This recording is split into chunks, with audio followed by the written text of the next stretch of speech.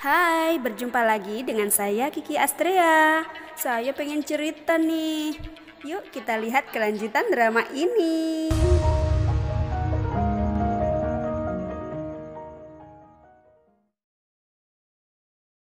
Putri Pyonggang telah kembali ke kerajaan. Tentu hal itu membuat para pengkhianat menjadi resah. Onda lalu mengatakan kepada warga desa dan ibunya kenyataan yang sesungguhnya bahwa Gajin adalah Putri Pyonggang.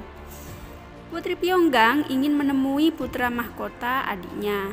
Namun putra mahkota sedang sakit, jadi Putri kembali ke kamarnya. Sementara Ratu dan Gowonpyo merasa kesal karena Putri ingin segera menjadikan putra mahkota sebagai raja.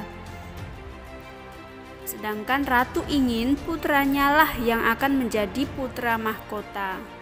Saya ingatkan lagi nih, jadi Ratu yang sekarang ini dulunya adalah selir raja. Sedangkan Ratu yang terdahulu yaitu Ratu Yeon yang juga ibunya si putra mahkota dan Putri Pyonggang telah meninggal dunia.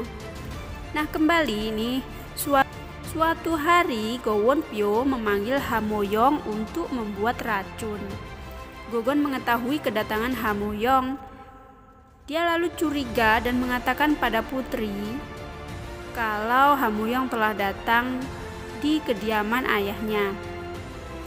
Malam hari pun Putri keluar dari kerajaan menuju rumah Moyong dan menemukan Hamoyong sedang menyuruh anak buahnya untuk mengirimkan racikan obat pada putra mahkota. Putri pun secara diam-diam mencicipi lumpang bekas tumbukan obat yang dibuat oleh Moyong. Ternyata Putri merasakan pusing hingga pingsan semalaman. Pagi harinya setelah sadar, Putri berlari ke kerajaan untuk menghentikan putra mahkota agar tidak minum obat itu. Untungnya saat Putri sampai di tempat putra mahkota, ternyata putra mahkota belum meminumnya. Akhirnya semua anggota kerajaan dikumpulkan untuk mencari tahu siapa orang yang hendak meracuni putra mahkota. Putri lalu mengatakan kalau orang yang hendak meracuni putra mahkota berada di tempat itu. Lalu Hamoyong memasuki ruang pengadilan sambil dijaga oleh para prajurit. Putri lalu menyuruh Hamoyong meminum obat itu jika memang itu bukanlah racun. Dan Hamoyong pun meminumnya. Dan para prajurit datang dengan memberitahu kandungan dari herbal itu bukanlah racun. Putri pun diminta untuk meminta maaf, namun Putri yang merasa tidak bersalah pun tidak mau meminta maaf. Raja jadi kesal dan semua orang meninggalkan pengadilan. Putra mahkota menghampiri Putri dan mengatakan terima kasih telah memperhatikannya. Beralih ke Gogon yang marah pada ayahnya karena rencana buruknya yang akan mencelakai Putri. Diketahui sebenarnya niat Gowonpyo bukanlah meracuni putra mahkota, tapi untuk meracuni Putri Pyonggang. Gowonpyo marah pada Gogon yang selalu menentang rencananya. Gowonpyo lalu memerintahkan Gogon untuk bertugas di desa terpencil. Malam harinya, Putri hendak keluar dari kerajaan lagi. Gogon datang dan menawarkan diri untuk membantunya, karena besok dia akan bertugas ke desa terpencil. Putri menerima tawaran Gogon.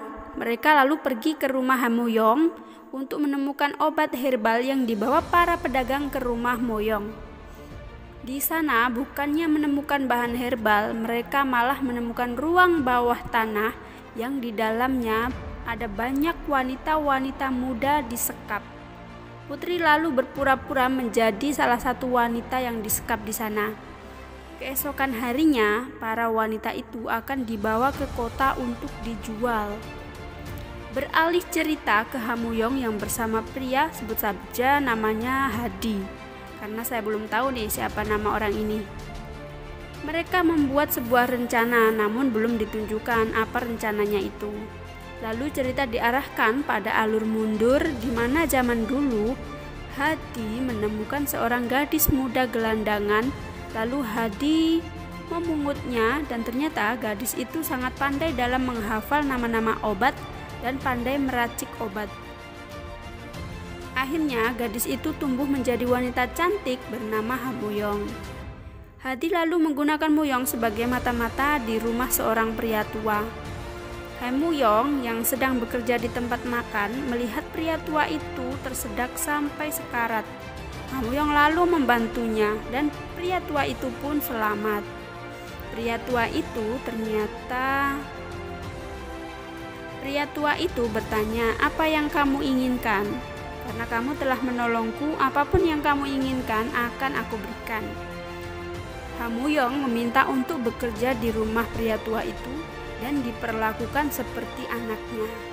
Lalu Pak tua itu pun menjadikan Hamuyong sebagai anaknya. Jadi sebenarnya yang selama ini dianggap ayah oleh Hamuyong sebenarnya hanyalah ayah angkat dari Hamuyong.